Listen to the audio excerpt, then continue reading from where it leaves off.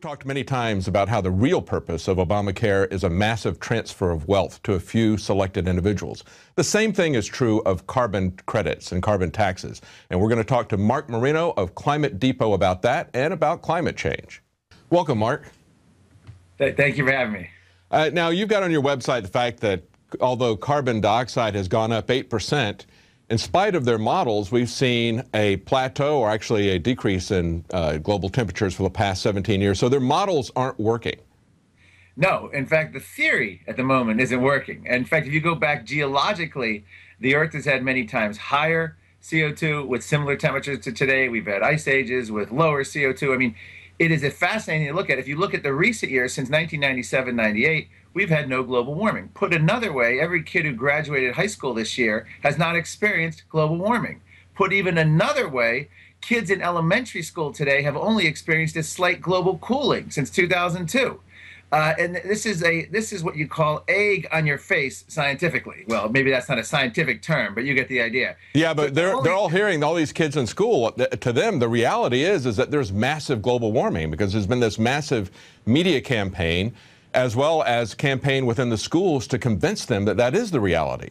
What they've done, because reality isn't working for them, and it's beyond global temperature. We're talking no acceleration in sea level rise, polar bear populations expanding. We're talking extreme weather at historic lows with no trends, by the way, actually declining trends in drought over 60 years globally and in the United States. Big downturn and big tornadoes, F3 or larger. Historic lows for hurricanes. No trend in floods. Heat waves actually this past year were near 100-year lows. I mean, on every measure, they are failing. In Arctic ice, huge expansion this year. Antarctic ice in the South Pole, record expansion of all time since monitoring began. They can't get a break. But what they've done, the reason they can come out and say it's worse than we thought and scare kids and anyone else who's gullible is to say, well, it may not be that bad now, but our predictions now for 50 to 100 years are much worse. And so that's part of what they're doing is when reality fails, they make the predictions of the future that much scarier. And then they say it's worse than we thought. Why? Because our predictions are scarier. Forget about what's happening now. But their models don't work. We had a scientist that was actually honest about this. It was on the IPCC. His name is Hans von Storch, and he told Der Spiegel about a month ago, he said, it's not working. He said, according to their models, to have a 15-year period, and actually it's 17 years, where global warming didn't occur with these kind of CO2 escalations, he said there was only a 2% chance that that would happen. So basically, when you've got a real scientific community that's actually going out there and looking at the data, you know, that creates a real problem for them. But they always argue from the position of consensus. They say, well, 97% of the scientists, as they define scientists, believe in this, so therefore it must be true. We've always seen in scientific advances that it was the skeptics who looked at the real data and said, you know, this really doesn't fit the theory. That's where we get our advances, right? Yes. In fact, it's actually not 95. They claim 97% consensus. Right. And a big part of that was based on 77 anonymous scientists that were whittled down from 10,000. This is how they come up with these numbers. So it's 77 activist global warming researchers who they claim is a 97% consensus. This is what they bandy about for years. And the media will, of course, repeat it over and over. But you made a very good point on climate models. When the UN is honest, when people like Kevin Trenbeth are asked, they will admit they're not even predictions. They're merely emission scenarios. When UN scientists like Jim Renwick of New Zealand comes out, he will say models don't even account for half the variability in nature. Thus, they don't expect them to do well.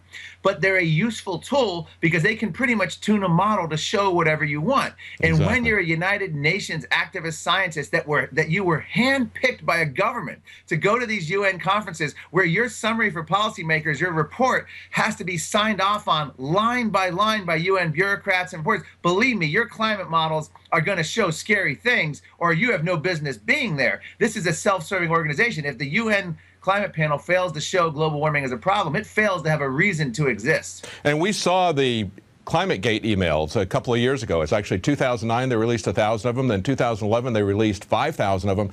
And we see them going back and forth. They knew at that time that the data didn't fit their models, didn't fit their theory. And they were talking about, we got to hide the decline. Yes, they talked openly about how they could essentially massage their narrative. Yes. And what the Climategate really showed us was it was the upper echelon of United Nations scientists for lack of a better word, colluding with each other on how to craft a narrative. They openly talked about how to exclude studies that didn't support it, how they didn't like the solar scientists because they were trying to claim the sun had too big of an influence, how they would threaten journal editors from publishing a scientist's work. And right after Climategate broke, UN scientists came out and turned on fellow UN scientists saying that the head people should be forced to resign. And they said, by writing these words, we know we may never publish again. This became a good old boys network of scientists getting that $1 billion a day. I don't know if you saw that figure, $1 billion a day spent on global warming. These scientists don't want anything to get in the way of that, but they also are believers. I mean, this is the narrative of their day. This is the science of the day, and it's a politically crafted science. We have our National Academy of Science take money from Congress and then lobby for a climate bill, and then they issue a climate statement as though they're a neutral body. I mean, it's an amazing thing to see how science has been politicized, corrupted, and how a narrative has been crafted through the pressure of politics. You're right. It's a lot of intimidation just based on, well, this person is an esteemed scientist. We saw this at the American Meteorological Society, had their annual meeting here in Austin, and we went there and there was an amazing condescension towards meteorologists, people who have models that are short-term. They're going out, they're measuring against their model and seeing if it actually works and then making adjustments in their model. And these people who weren't making any measurements or whose measurements were not fitting their model were just condescending towards meteorologists. There was an organization there that's funded by George Soros called Forecast the Facts. And they were go just after each weatherman. If a weatherman makes a skeptical statement, they try to intimidate, harass him. That's mentioned the American Meteorological is a very good point.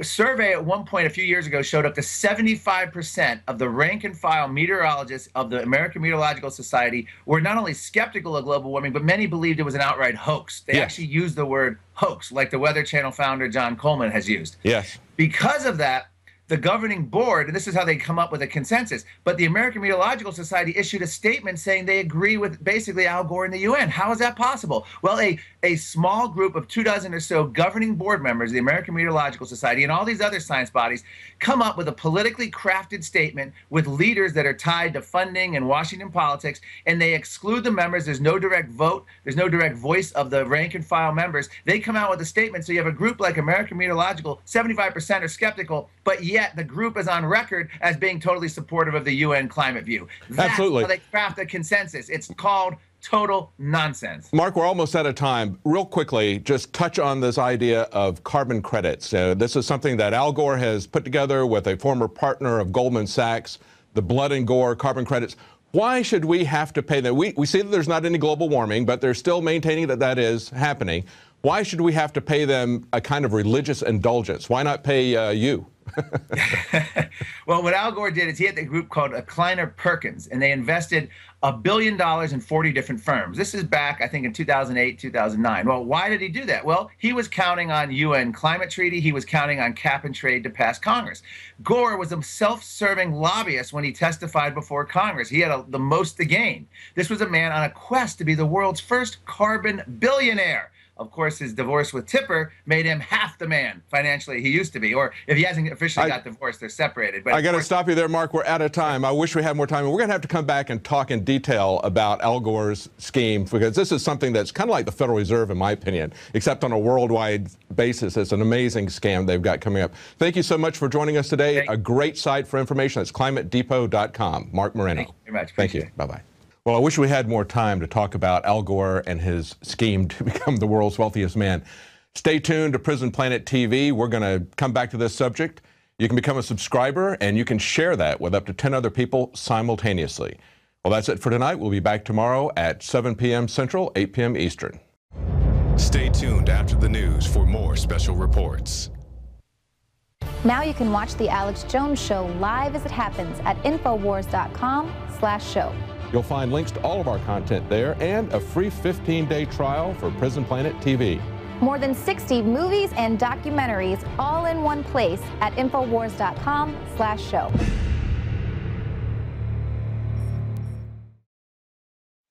Many anthropologists and archaeologists believe that before man even discovered the power to harness and use fire, we were involved in agrarian activities. That is, taking the seeds of plants and then replanting them to produce more. the very foundation of our modern civilization and human culture is centered around the planting and cultivation of edible plants. Here are some of the amazing deals at InfoWars Seed Center at InfoWarsShop.com. The Survival Seed Vault by My Patriot Supply features only the finest survival heirloom seeds for a robust and hardy garden, even in the toughest times. We also have starter varieties of the deluxe seed packages for fruit, salads, salsa, peppers, medical herbs, and more. Go to the InfoWars Seed Center at InfoWarsShop.com. And remember, the revolution against tyranny is growing.